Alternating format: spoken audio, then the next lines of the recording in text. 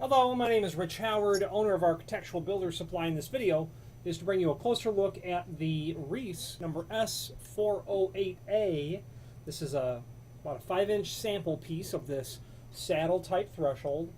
This saddle type, if you use your imagination, you can see why they call it a saddle, because of its shape. So S408 is representative of the profile of this item. The A in the part number means that this is a mill aluminum finish. You can also get this in the D finish, which is a dark bronze anodized. Both of those are on aluminum. There's an image below this video showing the important dimensional properties.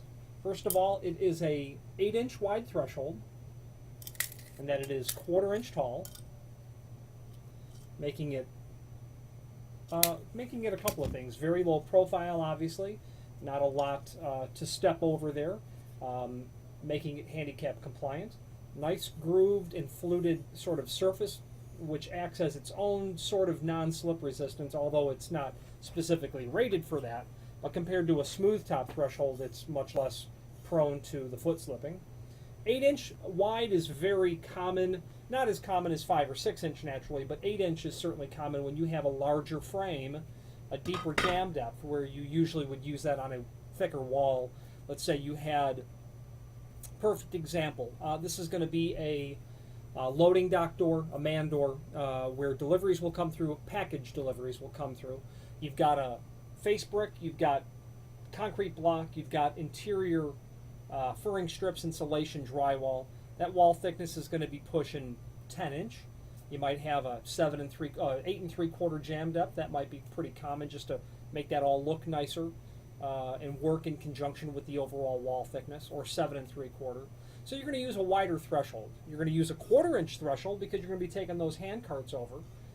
You're going to be possibly using this very effectively with an automatic door bottom that's got a bristle insert in it that will seal very nicely. You might also be using an 8-inch wide threshold because you may have a 5 3/4 frame and you want to cope the profile of the frame into the threshold and have the threshold run long on both sides of the opening, or on one side. That's not uncommon as well. I might want to have the outside jamb of my frame protected at the sill, at the base, by this aluminum. And if you ever take note of what's rusting on a steel door and frame, it's never at the top. It's always at the bottom, where the water will not only hit but end up. You get the culmination of all the water from the entire face and top of the unit always collecting at the bottom and doing the most damage there first, etc. So the point of the matter is why you would use an 8-inch wide threshold. There's countless examples.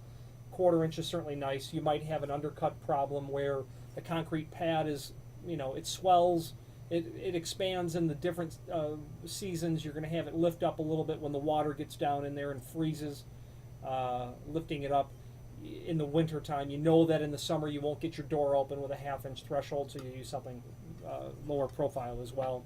Now this is, again, like I said earlier, just a 5-inch sample piece. If this was an actual threshold, there'd be a countersink, probably 2 of them actually, and then screws included. Available, as I mentioned earlier, in the dark bronze.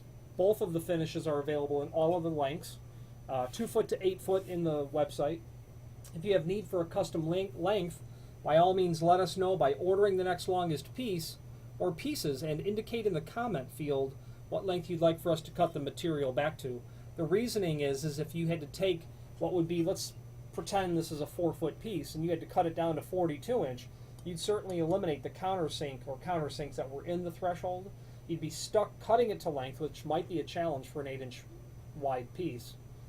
You'd be stuck drilling new holes and, most importantly, countersinking it. You want to have the holes countersunk because I've seen countless installations where someone has cut the threshold down, a 4-foot, and cut it down to 42-inch, and they've not countersunk the screw. Well, that screw just sits out there and is doing a very poor job at keeping that lateral movement from translating force onto the head of the screw. When you've got that screw countersunk, it's much more able to resist being pushed and pulled back and forward like a threshold is, especially in that hand cart delivery man door sort of example earlier. One thing that I like about this threshold and many of Reese's thresholds, a couple of little serrations that are down here, and those serrations really do a great job at keeping the threshold in place better than one that has a flat bottom to it.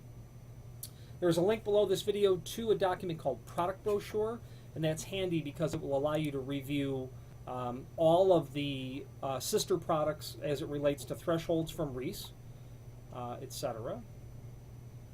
There is a link below this video to a document, there's a link below this video to the manufacturer's page where you can pull up the full line product catalog and review all things Reese, not only thresholds, but perimeter gasketing, door sweeps.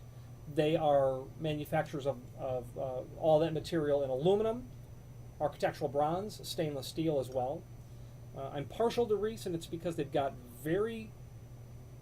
have exceptional customer service and technical support.